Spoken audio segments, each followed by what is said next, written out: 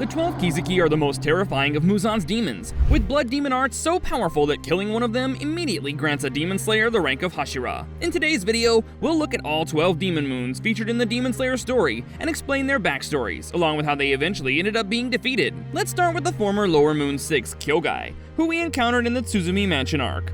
As a human, Kyogai was a passionate writer who desperately craved recognition for his art. He poured his heart into his work, but was constantly rejected and mocked by audiences. This rejection led him to become a demon, and he believed Muzan's blood would make him infinitely powerful. However, Kyogai eventually reached a limit where he could no longer grow stronger by consuming human blood, leading Muzan to demoting him from the 12 Kizuki.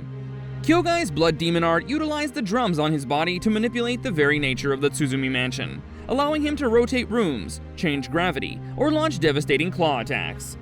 Kyogai was defeated by Kamado Tanjiro, who respected the artistry of Kyogai's blood demon art and carefully avoided stepping on the demon's scattered manuscripts. In his final moments after being beheaded, Kyogai died with a sense of peace, finally receiving the recognition he'd sought his entire life. The second demon moon we encounter in the series is the lower moon 5, Rui, who is the main villain of the Mount Naragumo arc.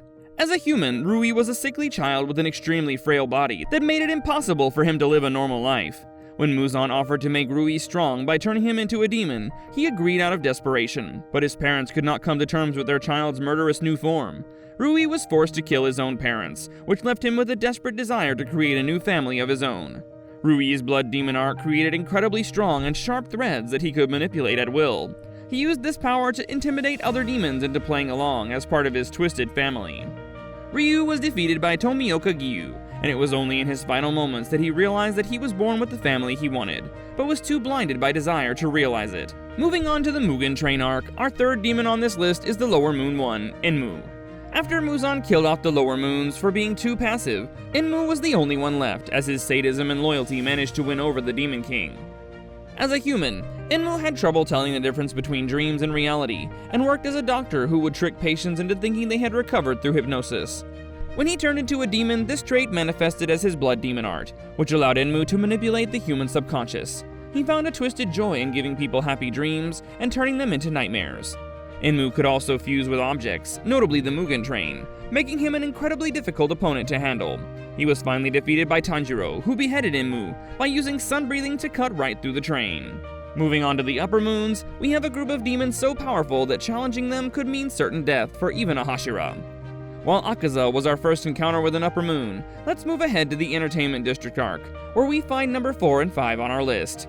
Gyutaro and Daki together formed the Upper Moon 6, and were an extremely troublesome opponent, as they could only be killed by beheading both demons at once. Born as Ume in the lowest class of the Entertainment District, Daki lived in extreme poverty with her brother Gyutaro. She was considered beautiful even as a child, which led to her working in the district from a young age. While ugly and unhygienic, Gyutaro was immensely strong and a skilled fighter, which led to him taking the role of the debt collector for Daki's brothel. When she was just 13, Daki severely injured a samurai who insulted Gyutaro, leading to her being burned alive by the samurai and his men. Gyutaro was also grievously injured by the samurai, and the siblings were left to die until they were discovered by Doma. As a demon, Daki could manipulate her obi like razor-sharp ribbons, and could also store people within them. However, her beauty remained her greatest asset, allowing her to blend in perfectly with humans. Meanwhile, Gyutaro wielded blood sickles, and could manipulate his blood into various cutting and slashing attacks. His blood was also highly poisonous, making even small cuts potentially fatal. The siblings were defeated during the Entertainment District arc, and despite having no remorse about their lifestyle, their bond and tragic history really made you feel sorry for the demons. At number 6, we have the new Upper Moon 6 who replaced Gyutaro and Daki, Kaigaku. This demon's history was tied intricately to the Demon Slayers, as he was both Zenitsu Sr. under Jigoro and the child who betrayed Gyome's orphanage by allowing demons to enter. As a human, Kaigaku was arrogant, cowardly, and jealous of others' abilities. When faced with Kokushibo, who we'll see later on in this video, Kaigaku begged for his life and betrayed the Demon Slayer core by turning into a demon. Kaigaku was defeated by Zenitsu during the Infinity Castle arc, when the young thunder-breathing prodigy created the 7th form of thunder-breathing to take Kaigaku by surprise. Even in his final moments, Kaigaku could not appreciate Zenitsu's strength, and only grumbled at being defeated by someone weaker than him. With that, let's move on to the Swordsmith Village arc, where we encounter our 7th demon, the Upper Moon 5, Gyokko. Even when Gyokko was a human and known as Managi, he was obsessed with animal corpses and fish carcasses. His tipping point finally came when Managi killed a child and stuffed him into a pot used for fishing, leading to his death at the hands of the villagers. As a demon, Gyokko could make artistic creations that were grotesque combinations of human and sea creature parts.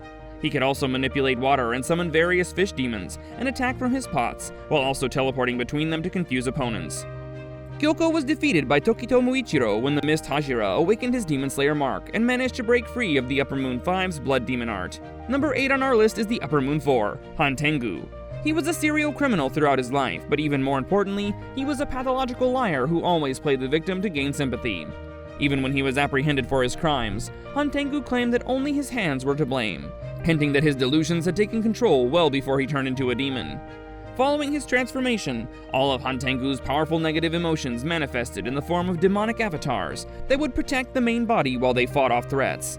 Hantengu's true form was a tiny and cowardly demon which relied on hiding and running away to escape the demon slayers. However, he was eventually defeated during the Swordsmith Village arc by Tanjiro, with assistance from Nezuko and Genya. Moving on to number 9, we have Nakime, who replaced Hantengu as Upper Moon 4 after his death.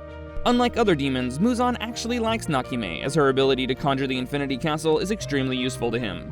While she contorts the castle with her biwa, it's unclear as to whether Nakime possesses any other blood demon arts. As a human, Nakime was a talented biwa player who lived with an abusive husband. She murdered him in cold blood after he lost her favorite kimono while gambling, and this event sparked a chain of murders that led to her becoming a demon.